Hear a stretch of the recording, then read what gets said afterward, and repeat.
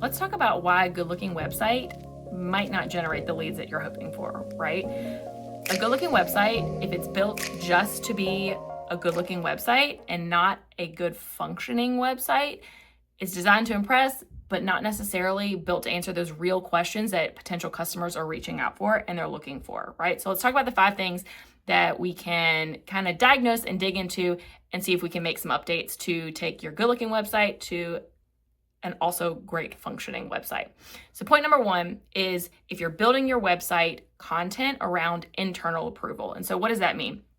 You might be creating content and building pages through the lens of, well, I know this is what I do. I know this is what I offer. We believe this. We know that this is the experience. Here are our services, right? This may not reflect how the buyer is actually making decisions, right? So the real question that you can ask yourself is, when someone lands on this page, what are they trying to decide in the next 30 seconds? So those questions could be something like, is this service relevant to my situation, right? Can they solve my distinct problem? Do they understand the business of mine? Like, have they worked with other businesses similar to mine within the same industry or the same type of service that I'm looking for, right? Do I believe that they can help? Is there enough information here to justify reaching out, right? Are they building trust through the content on the website to make me move through to the next step? So point number 2 is the issue may be category blur. And so what is that? Category blur is when businesses have nice visuals, but the content doesn't align, right? Like, you're visually representing your business, but content-wise, there's a gap, right? So there's a divide that we need to kind of bridge with the content. So some of the copy might sound very vague, right? In general, like custom solutions, trusted partner, full service agency, innovative strategist, results-driven approach, tailored support, things like that. They sound nice, they sound professional, right? But they don't actually say what it is that you're offering, right? They don't there's no explicit information in that, right? It's very general, it's very broad. So these don't really help your website visitor understand how you're different from those other tabs that they have open in their browser, right? So we want to make sure that we're very concise and very succinct with the information that we're sharing to really kind of close that gap and make sure that the visuals and the design of the site aligns with the content that we're sharing. So this could look like creating content around, like, who is this especially for, right? Pointing out that very distinct ideal customer. What kind of problem do we solve best, right? Being very explicit in that specific problem and the specific solution that you deliver and all of the benefits in between. What kind of client is a strong fit? Again, whether that's industry or that's a specific like project type, right? We work with landscapers, or we work with people who need 100% social media takeover, right? We do everything from generating the content, writing the captions, filming the content, posting it, right? It doesn't have to be, industry specific, right? It can be solution specific or service specific as well. What is their point of view, right? What do we do differently in practice? So all of those things, getting very, very clear and very concise on those can really help reduce that category blur of like, what specifically does this business do and how specifically can they help me?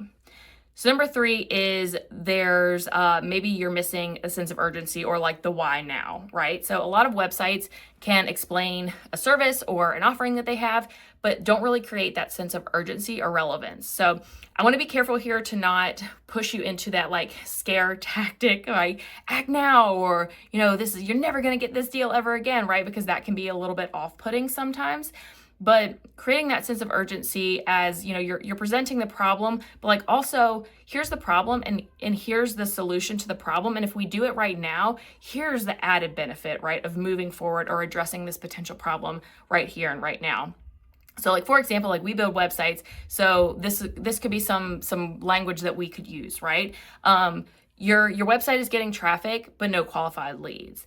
The business has grown, but the site no longer reflects its value.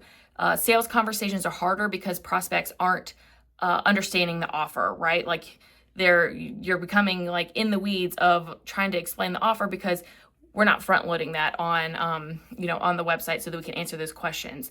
Paid ads are sending traffic to pages, but those pages are not ready to convert, right? There's a little sense of urgency because like we've got like sort of a solution to some of these problems, but it's like if we close the loop on some of these other things, we could really like bring it home.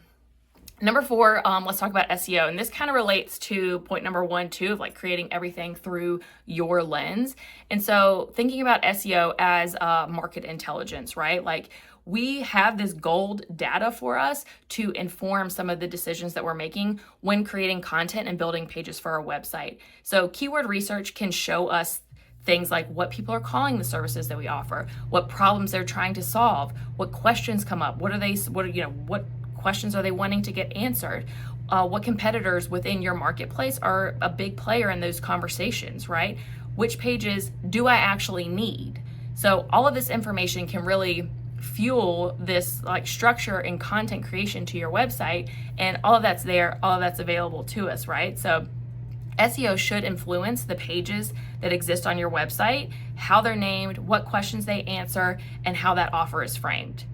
And number 5, website conversion dead zone. So what is that? So that means that you're creating a really great piece of content like a blog or a case study portfolio piece, and once your user gets to the end, you're kind of leaving them up to chance, like choose your own adventure. You've hit the footer, you decide what happens next. So that's a huge missed opportunity to keep people engaged and to take people from consuming really great content to building that trust with you and then pushing them towards, here's the next step. Here's the best next step for you to take. If you've gotten to the end of this blog post, you've gotten to the end of this portfolio project, right? And thinking about if we have a case study, right? Let's use HiPro again as an example. We have a really great case study for a project that we've worked on.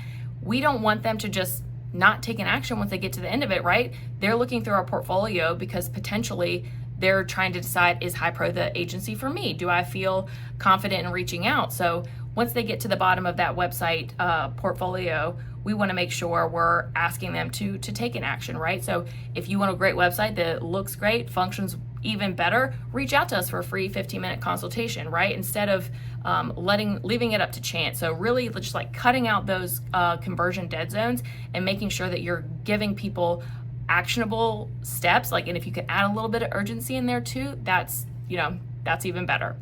So all this to say, if your website looks good, but it's not actually doing what you need it to do, which is converting visitors into potential customers, into actual business and getting money through the door, then maybe it's time to take a deeper review of your site and see how you can better support your search behavior, buyer decisions, and conversion paths, and really turn that great looking website into an even better functioning one.